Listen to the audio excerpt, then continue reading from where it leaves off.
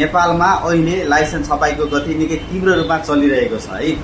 यातायात व्यवस्था विभागबाट छपाई भई कहिले कुन कार्यालय त कहिले कुन कार्यालयमा लाइसेन्सहरू पुगिरहेकै छन्।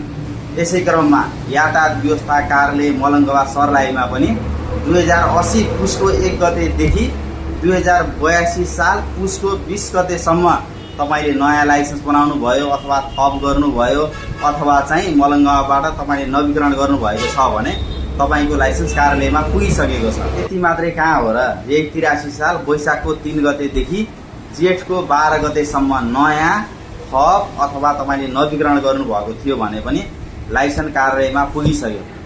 आज 21 गते भयो तर 12 गते तपाईँ ट्रायल पास गरेको भए पनि लाइसेन्स कार्यालयमा पुगिसकेको छ है त। अब लाइसेन्स लिनको लागि चाहिँ नवीकरण गरेको केसमा थपेको केसमा चाहिँ पुरानो स्मार्ट लाइसेन्स पनि लिएर जानु पर्यो अनि अहिले चाहिँ सकल राजस्व तिरेको रसिद पनि लिएर जानु पर्यो। नयाँको हकमा चाहिँ राजस्व तिरेको रसिद सहित उपस्थित हुँदा तपाईले स्मार्ट लाइसेन्स पाउनुहुन्छ है त।